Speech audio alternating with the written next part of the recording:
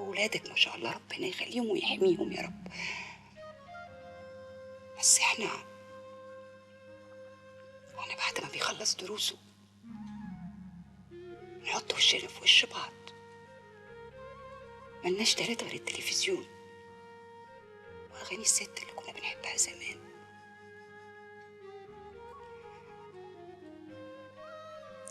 اوعي تفتكري ان انا مش حاسه بيكي يا عبله، متزعليش مني.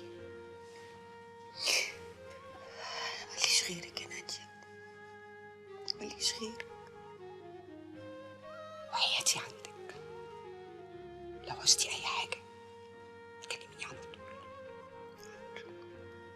حاضر حبيبتي، حاضر. لا اله الا الله محمد رسول الله.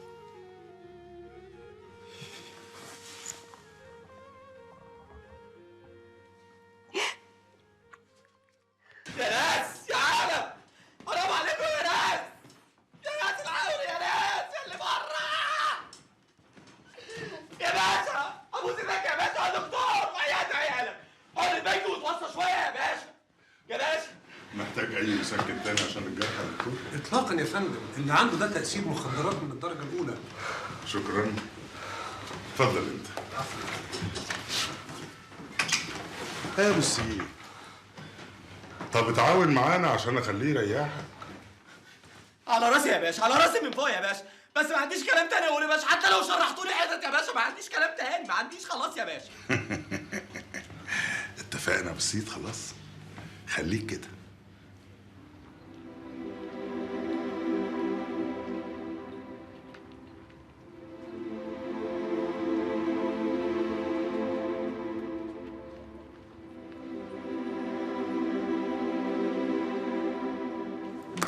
اهلا يا معلم ابراهيم، اهلا وسهلا. لا مؤاخذة يا دكتور ان انا جاي من غير ميعاد سابق ولا احم ولا دستور. ده مكانك ومطرحك، وبعدين اختك كانت من احسن تلامذتي. انا مش هاخد من وقت حضرتك اكتر من 5 دقايق. طب اقعد بس استريح، اقعد استريح، اتفضل. عايزه اطمن على صحه الحاج، اخباره ايه؟ ربنا يلطف بيه وبينا. امين يا رب. اكيد فكرتوا وغيرتوا رايكم. لا انا جاي عشان الكلام اللي سمعته في المستشفى من الاستاذ حسين المحامي ان البوليس قبض على واد من المجرمين دول، وجاي لك عشان تقولي لي حاطينه فين. حتى لو اعرف هم حاطينه فين مش هقول لك. يا معلم ابراهيم، يا معلم ابراهيم، انت راجل متجوز ومخلف، لازم تخاف على عيالك. يا دكتورة لما يكون الامر يخص العرض والشرف، لا عيل ولا تيل ولا مستقبل الواحد يفكر فيه. ابوس يدك قولي لي حاطينه فاني داهيه. معرفش حاطينه فين، انا اللي اعرفه انهم قبضوا عليه وحابسينه فين بقى معرفش. لا انت عارفه فين، وقولي لي خلينا فش غليلي. هتفش غليلك لما تخلي حنان تنضم للمحضر. القانون هيرجع حقنا. قانون ايه يا دكتوره؟ احنا مش حمل الفضايح دي. كده بتضيع حق اختك وحقك، ده اللي انت عايزه يا ابراهيم. بالاذن. يا ابراهيم اسمعني بس. الله،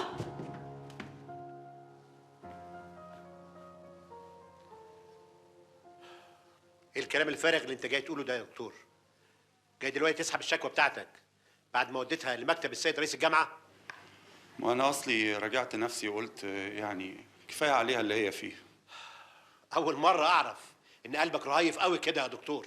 يا سياده العميد انا موقف صعب جدا في منتهى الخطوره. بقول لك ايه يا دكتور صبري، انت اتهجمت عليها ولا اتحرشت بيها ولا ايه بالظبط؟ لا كده ولا كده. هو بمنتهى الصراحه يا سياده العميد، الدكاتره دكتور محمد، دكتور وحيد، وبعض الزملاء المساعدين وشويه معيدين كمان جولي امبارح العياده وجولي النهارده مكتبي من شويه وبيهددوني لو ما سحبتش الشكوى هيشهدوا ضدي. طب ما يشهدوا، يعني هيشهدوا انها ما ضربتكش بالقلم في مكتبها؟ يعني هم كانوا موجودين معاك ولا حضروا الواقعه؟ ما هو عشان ما فيش شهود على الواقعة ممكن بمنتهى السهولة تقول إن ده ما حصلش وكلامها هيتصدق. ده غير إنهم ممكن يقولوا إن أنا بتحرش بيها على طول. سيادتك عارف كذا مجلس تأديب أنا اتحولت لهم قبل كده. يعني ده كله ضدي وضد موقفي.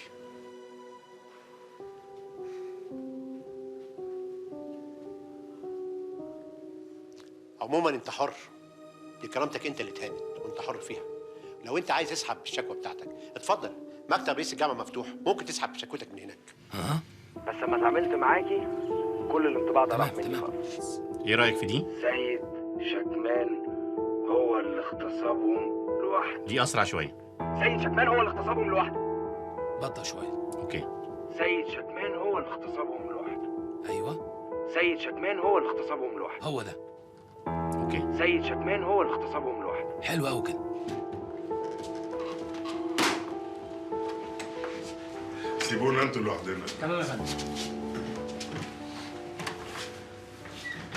ها طمني، ايه الاخبار يا بسيط؟ تمام سعادتك يا باشا، انا تعبان قوي يا باشا، تعبان ما نمتش ليله امبارح ولا ثانيه يا باشا، تعبان يا باشا والله. ما هو انا لسه مقابل الدكتور بتاعك على فكره دلوقتي، وقال لي ان خلاص الموضوع بقى كويس والجرح ابتدى يلم. دماغي يا باشا، دماغي يا باشا، شواكيش بتدق فيها يا باشا، وحاسس تعابين بيدنهش جوه لحمي يا باشا. ظهري يا باشا قاتلني، مدمرني في كل حته في جتتي يا باشا والله. انا بصراحه مش شايف اي فايده من اللي انت بتعمله يا سيد. هتفضل تلف وتدور وتخبي عليا، في الاخر هتقر وهتعترف مش بمزاجك. اقرب ايه يا باشا؟ انا ما اعرفش اي حد يا باشا، انا ما عملتش اي حاجه. وانا مصدقك، على شرط بس تقول لي مين بقى الناس اللي ضربوا عليك نار؟ يا باشا انا قلت حضرتك انا ما اعرفش اي حد يا باشا، وكل اللي عندي قلته حضرتك يا باشا. معاك حق. قول لي يا ابو سيدي، هي مراتك في الاستجواب معانا في المباحث قالت ان انت مصاحب واحد ابن مسؤول كبير. مين المسؤول الكبير ده؟ قال مين صاحبك ده يعني؟ يا باشا مراتي دي وليه خرفانه يا باشا برميل ترشي يعني. وبعدين يعني حضرتك سيادتك كده يا باشا، يعني زي ما حضرتك قلت واحد ابن مسؤول كبير يا باشا، هيعرف واحد بتاع شكمانات ليه يا باشا؟ ليه؟ اخر مره شفت فيها رامي ابن شكري جلال كان امتى؟ ها؟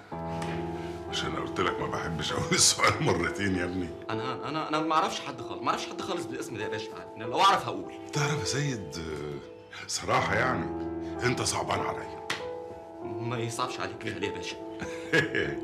حلو، ما يصعبش عليا غالي، بس انت غالي عليا لان انت الوحيد اللي هتصعب عليا يا حبيبي. التهمه لابساك، صاحبة العربية المستخدمة في الحادث اعترفت عليك، واحدة من الضحايا الثلاثة جت اتعرفت عليك، ده مراتك يا راجل، حتى شهادتها ضدك. يعني لما يجوا الاتنين التانيين الضحايا ويتعرفوا عليك، أبسط حاجة ممكن تاخدها إعدام. اعدام يا باشا؟ انا بريء يا باشا، ما اعرفش حد من النسوان دي يا باشا، وما عملتش حاجة خالص. ايوه طبعا ممكن تبقى بريء وما عملتش أي حاجة، ده لو اتعاونت معانا. لو قلت لنا مين كانوا شركائك اللي كانوا معاك، ساعتها مش هتلبس القضية لوحدك، القضية هتتفرق عليكم انتوا التلاتة. لا مش كده وبس، ده كمان القاضي ممكن يتعامل معاك برأفة شديدة، على اعتبار ان انت اللي دلتنا على مين اللي كانوا معاك. ولا اقول لك ما بلاش، ما تقولش يا راجل وشيلها انت لوحدك كده، خليك جدع. وهي عن نديتها ايه؟ هتتحبس شوية وفي الاخر اعدام. ايه ايه يعني؟ سيبهم هم بقى يبرطعوا، بس باذن الله اوعدك ان هم يقروا على روحك الفاتحة. انا ما اعرفش حاجة يا باشا، ما اعرفش حاجة يا باشا، صدقني. دماغي يا باشا شواكيش يا باشا، بتخبط في دماغي والله يا باشا، جسمي كله بياكلني يا باشا والله. 3 ستات اللي خطفتوهم من على ترعة المريوطية تحت تهديد السلاح وخدتوهم على فيلا شكري بيه جلال، واتناوبتوا انتوا التلاتة في اغتصابهم. مظبوط؟ من غير ما اصدقك يا سيدي ولا اقول مظبوط ولا مش مظبوط. من التالت اللي كان معاكوا انت ورامي. ما اعرفش يا باشا حضرتك بتتكلم في ايه، بس اللي انا عارفه يا باشا، انا بريء، انا ماليش دعوه بالموضوع ده خالص يا باشا، والله يا باشا. مفاجأة، اعمل لك مفاجأة جميلة قوي. على فكرة رامي ابن شكري جلال اتقبض عليه واعترف، وهسمعك اعترافاته. ايه؟ لا ايه؟ مش احنا اتفقنا ان انا ما بحبش اقول السؤال مرتين؟ ها اسمع يا سيدي.